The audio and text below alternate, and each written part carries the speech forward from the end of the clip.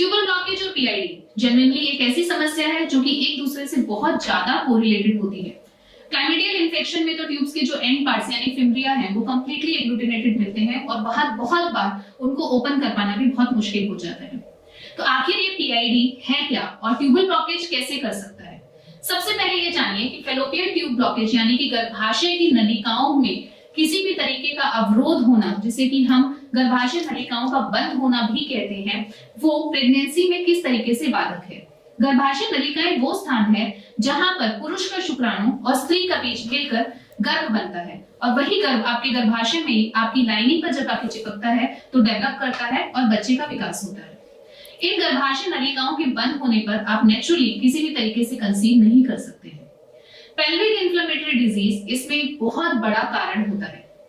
Pelvic inflammatory disease किन वजहों से हो सकती है? बेसिकली आपकी ये एंडोमेट्रियम को इफेक्ट करती है, आपकी फैलोपियन ट्यूब को इफेक्ट करती है, आपकी पेरिटोनियम यानी कि एब्डोमेन के आसपास की जो झिल्ली रहती है जो एक ऑर्गन को दूसरे ऑर्गन से डिफर करती है, वहां पर भी प्रॉब्लम क्रिएट कर सकती है।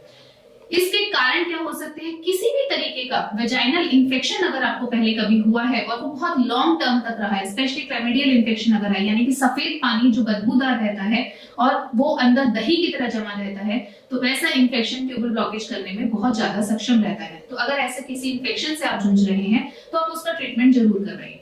कैसे पता चलेगा कि आपको पीआईडी है?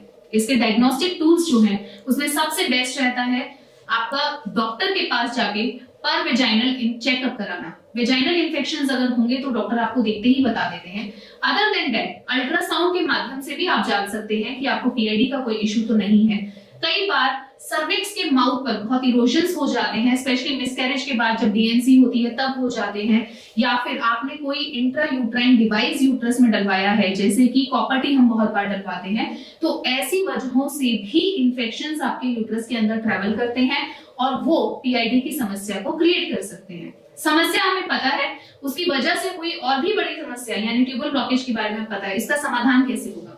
सबसे पहले पीआईडी को रिजॉल्व किया जाएगा। तो जब आप कोई भी पेशेंट हमारे पास ट्यूबल ब्लॉकेज के लिए आता है तो हम उसके रूट कॉज को जज करते हैं कि ब्लॉकेज किस वजह से है। तो पीआईडी आपको जिस वजह से हुआ है उसके अकॉर्डिंग उसका मेडिसिन प्रिपेयर किया जाता है और वही मेडिसिन आपको प्रिस्क्राइब की जाती है, उसके साथ साथ थेरेपी की जाती है, तो रिजल्ट्स हमें बहुत अच्छे मिलते हैं। आप ऐसा मानिए कि मार्वलस रिजल्ट्स मिलते हैं और ऐसे ट्यूबल ब्लॉकेज को रिजॉल्व किया जाता है। बहुत बार पेशेंट्स को ऐसा लगता है कि सिर्फ उत्तरवस्ती करेंगे तो ट्यूब खुल जाएंगी। जब तक आप उसकी जड़ में जाकर उसके अकॉर्डिंग उसके साथ साथ मेडिसिन नहीं लेंगे, पंचकर्मा प्रोसीजर प्लान नहीं करेंगे, सिर्फ उत्तरवस्ती कराने से ट्यूब्स नहीं खुलेगी।